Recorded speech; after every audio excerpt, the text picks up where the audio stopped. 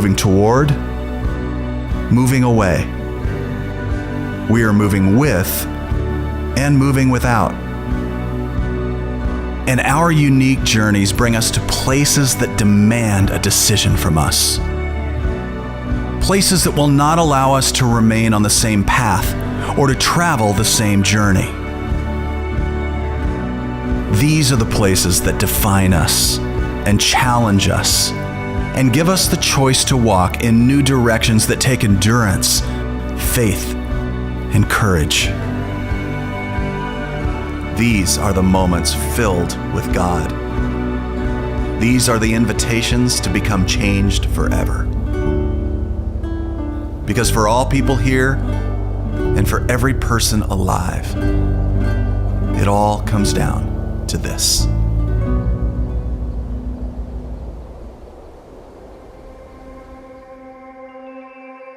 Welcome to Football Sunday 2016. Players, coaches, owners have worked a lifetime to compete on a stage like this. Each journey's been different, but they've all come to their own personal crossroads more than once. And for them, it all comes down to this. I'm at the site of Super Bowl 50, Levi's Stadium in Santa Clara, California. You're about to hear powerful and inspirational stories from NFL players. You'll get to know them not just as football players, but as regular people that have the same challenges and struggles as the rest of us.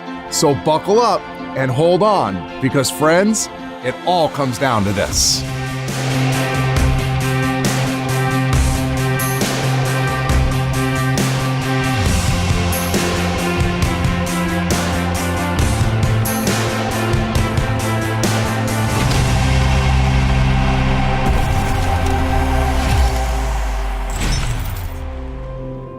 Thomas Davis is a linebacker for the Carolina Panthers, and he's playing in today's Super Bowl. Thomas went through something that just didn't make sense for an elite athlete to go through. It really tested his courage and his faith.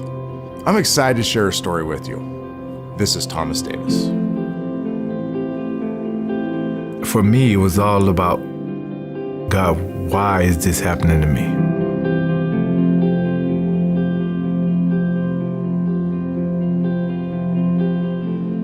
In the off season, I do a lot of work in the community. On an off day, I'm volunteering to help the kids out, encourage them to not be afraid to come in and get these screenings done.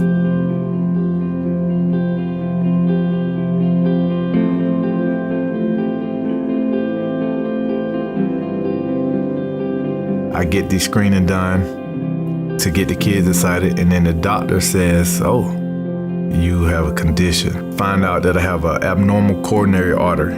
They say you find this out two ways: by doing the procedure that I had done, or you find out through an autopsy after you've already passed. My heart dropped, just fell into my stomach, and I'm not even thinking about football. I'm thinking about my husband having a heart condition. Come to find out, no one has ever come back from open heart surgery to play the game. Let's pray about it. Maybe you won't have to have it. And there's like 3 doctors, they're telling us that's not an option. He's got to have open heart surgery.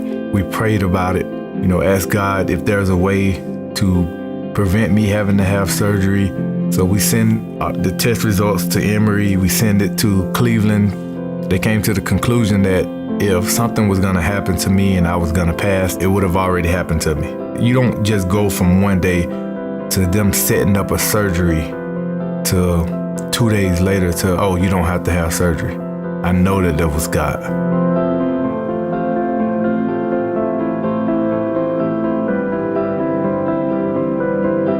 Best season of my NFL career. Halfway through the season, we're playing in New Orleans. Make one simple move, break to the right, and my knee goes out. Drew Brees is taking the Saints down the field.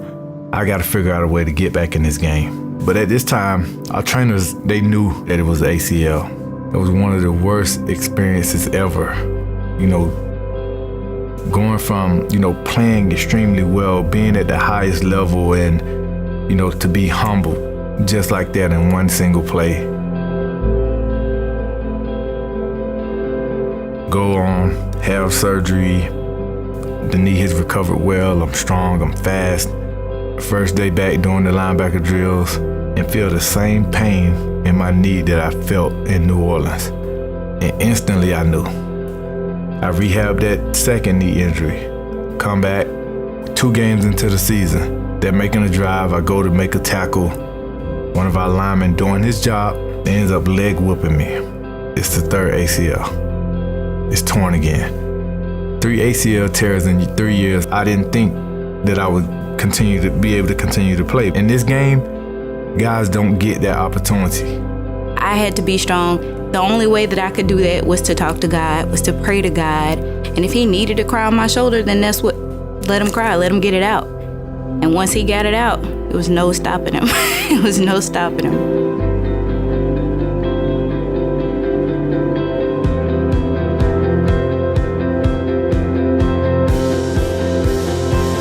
God strategically set all of that up for me to win the Walter Payton Man of the Year award, for me to be a light to them, for me to display everything that had gone on in my life for someone else to see. And whether it motivates one person or 1,000 people, it's all been worth it, and I wouldn't change a single thing that has happened in my life. God knew that by this happening to me, I could motivate other people to continue to want to fight and want to push through the injuries or whatever they may face in life, because it's already been written. You just have to follow the process, be willing to stick it out. You have to be obedient, and you have to listen to God. I love that. Here's a story about a man who's at the crossroads of either quitting or moving forward. And maybe that's where you're at today. We all fall, right? Sometimes it's really hard. But what if the world needs you to get back up? And even though you'll have some scar tissue, what if you refuse to stay down?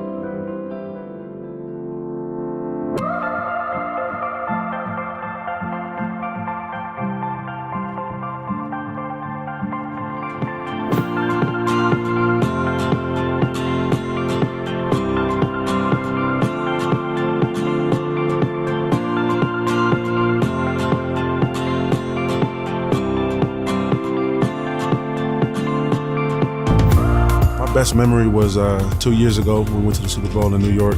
It was almost like a movie, and to know that I was able to participate in that, it was a blessing.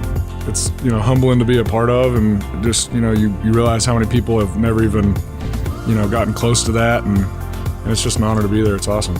This year the Super Bowl falls on my birthday, and I'm from Louisiana, and the year that the Saints won the Super Bowl was on my birthday, so I feel like I had that good luck. To actually be planning it on my birthday is pretty great. It's been 11 years for me, and this is my first time ever making the Super Bowl, so the motto of hard work pays off is really big, and just excited to play in this game.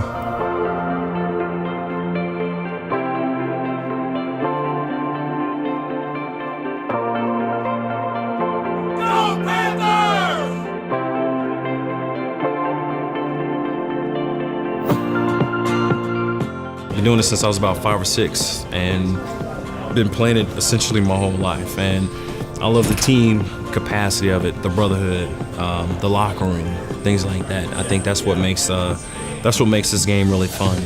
More than anything, I'm just excited to be able to do it with this group of guys. We have a great locker room, we have a great group of teammates, a great group of men, and it's a pleasure to be able to enjoy that ride with this group of guys.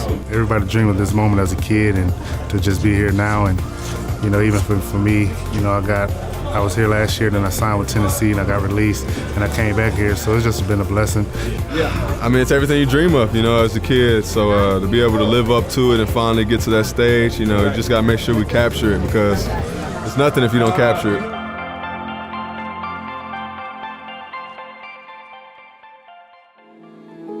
As an ex-NFL quarterback, I understand and appreciate the journey to the Super Bowl. But all of us appreciate how hard it is to face the uncertainty of a big decision. We just want to be in control.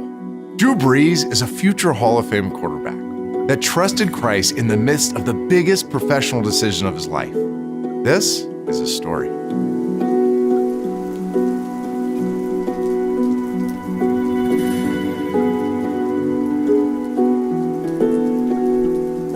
You go to Sunday school, you enjoy hearing the Bible stories, and then you go to the big sermon, the big church, and you sit there, and I'm just, me and my brother just kind of hitting each other, just wondering when it's going to get over.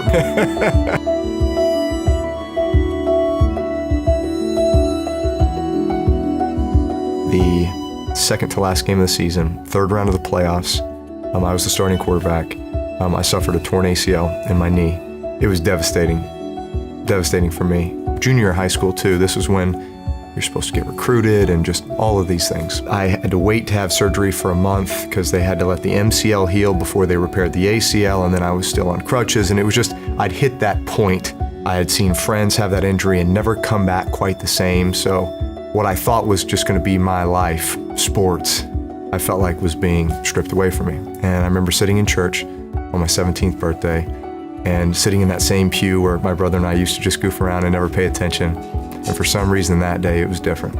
And I was locked in on the pastor as he was sitting there talking about how the Lord was looking for a few good men to carry on his kingdom, to spread his word and to live the life that he had planned for them. And that spoke to me. And it was at that moment that I accepted Jesus Christ into my heart and knew that there was something that was bigger planned for me than just sports.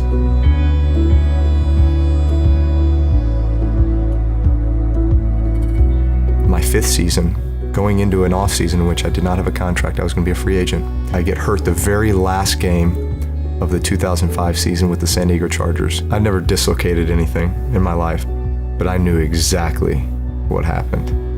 And I knew too that besides maybe like a broken neck or something, that is the absolute worst injury that I could ever have asked for a quarterback. As I'm walking off the field with my shoulder stuck like this because it was dislocated, I'm sitting there thinking, I'm probably never going to put on a Charger uniform again.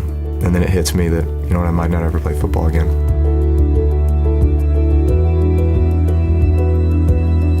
A few short months later, my wife and I were taking a visit to New Orleans, who was 6 months post-Katrina, and we're just looking at the sheer devastation and just saying, I'm not going to trust what I see with my eyes here because my eyes are telling me not to come here.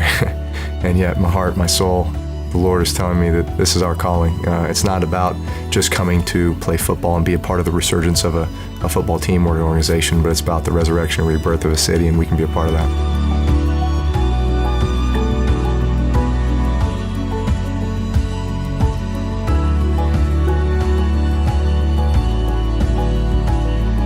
We score, the Colts are driving, we get the interception, we go score, now we're up 14 with 3 minutes left, and yet you're still thinking, I know Peyton Manning, I know this team.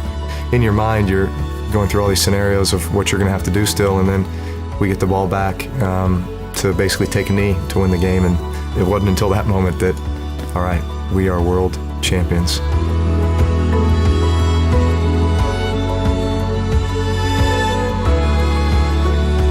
I think we as people, we want to see and touch and feel in order for it to be real for us, and yet 2 Corinthians 5:7 will tell you, you'll be led by faith and not by sight.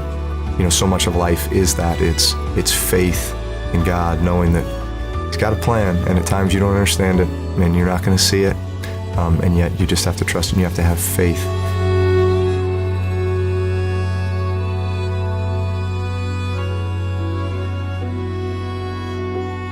Walking by faith.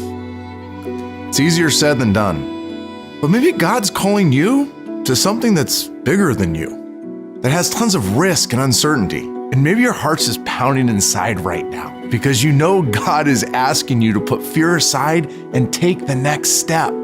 And maybe for you, it all comes down to this. I know Jesus to be personally my best friend, my father, my provider, just pretty much everything I need. Just teaching me, walking me through how to trust Him. I get down on my knees every night and just thank Him for this opportunity because it's a blessing. The main thing that He showed me so far throughout my life is just to come to Him when I'm at my lowest moments. Never forget Him and never lose sight of Him. Jesus Christ has always been the center of my foundation of who I am. And so you give everything to Him and you trust in Him knowing that, He's a higher power. He can be a friend when you need a friend. He can be your father. He can be your mother. Whatever you lack, he can be that supplement to your life. The biggest thing that he's kind of been working on me is that my identity is not in football. My identity is in God, and I get to enjoy that sort of identity as a child of God through the relationships with my teammates. Through it all, I never lost faith. I never lost sight of what was important in life, and that's to continue to always follow Christ and keep Christ as the head of my household. God's just been, blessed me everywhere now. It's not just at home, it's on the field. God's just been amazing and just blessed me. He has a plan, and you gotta trust in his plan. I don't always understand his plan. Sometimes I'd like to, and I'd like to try to figure out where I'm going and what I'm doing. But again, he has the master plan, and you kind of gotta have faith.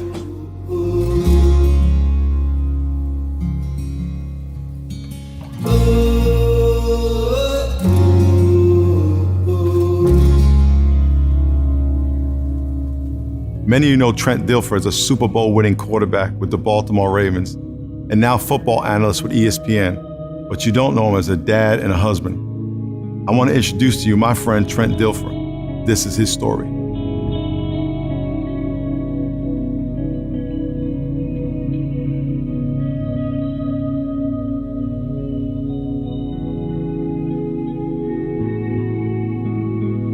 In 2003, my son Trevin was 5 and a half at the time. We were at Disneyland for a family vacation. And we went down to Disneyland doing the Disneyland thing, and he gets a cold. You have 4 kids, kids get sick, it's never fun, but you kind of develop a rhythm for when they're gonna bounce back. And he wasn't bouncing back. Even on the ride home, we couldn't cheer him up. He got real listless, had no energy, and his skin color was different. So we take him to the emergency room, and they weren't real worried. They did some blood work, and they gave him a bunch of fluids, and they said he was dehydrated, and maybe they were gonna look at him overnight because there were some possible signs in the blood work of some hepatitis possibilities, but it was like one of those, okay, everything's fine. I mean, nobody was panicked, so I was to go home and be with the other 3 girls. I'm not home for 5 minutes. I get this call that, hey, on the way to the hospital, your son's heart stopped. I run in, and the first thing I remember seeing is a team of doctors all hovering over my son and, trying to resuscitate him. Shortly thereafter, Dr. rushes out and said, oh, great news. We had one nurse that was able to keep his heart pumping enough for us to put this ECMO unit on him, which is a heart-lung bypass machine. Over the next, I want to say 6 to 8 hours, it became, but he can't stay on this unit here. He has to be transported. All the medical transport units for this machine are in Iraq because we just started the war. He can go to Stanford, he can go to University of Michigan, but we can't get him to either.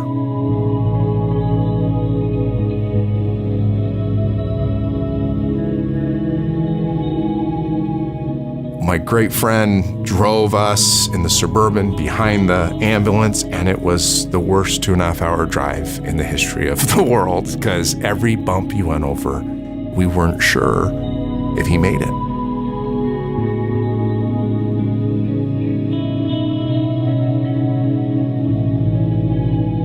And now he's in ICU. He's on this heart-lung bypass machine. We set up what they called Camp Trevin at Lucille Packard, and with so many people that just loved us. They basically just stopped their lives. I mean, that's where so many people laid down their lives, in a sense, to love on us and to care for us in this time. And he was on this machine for 40 days at Stanford.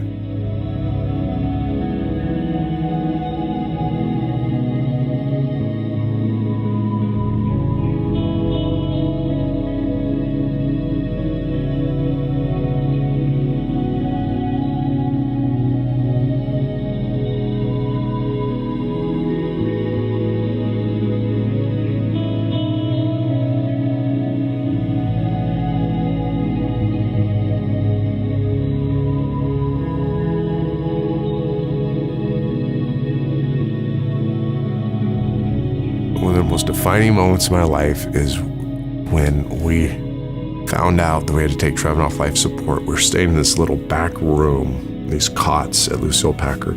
We went back there, we prayed together, and she goes, "Can you leave me alone for a little bit?" And I said, "Sure," and I walked out. I've never heard a scream of more pain than I heard from her. It was like through 2 walls into another room, and she was crying out to God. I was so amazed that she had the maturity to be willing to scream out to God.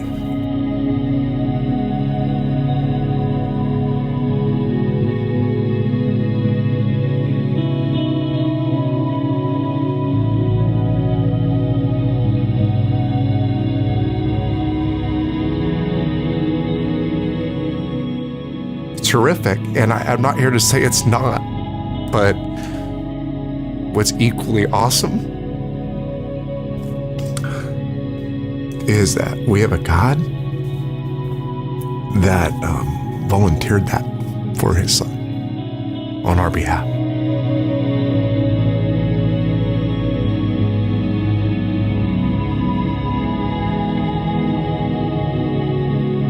I mean, people say, why would you believe in this Jesus? Like, come on. And the cynics, and I get it. And I simply say, you have no idea.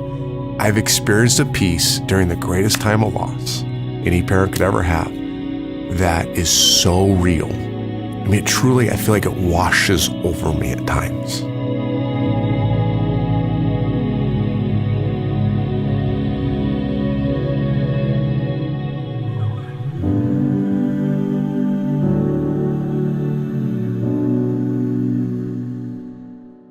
No matter where you've been,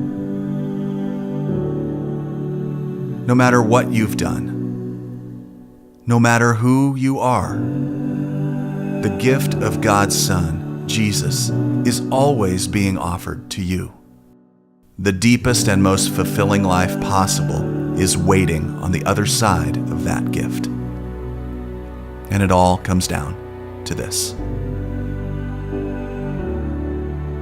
It's been cool hanging with you today. We really hope you've been encouraged by the stories you've heard. So may God bless you and keep you. May his face shine upon you and be gracious to you. Enjoy the rest of your day. It's Super Bowl Sunday, and it all comes down to this.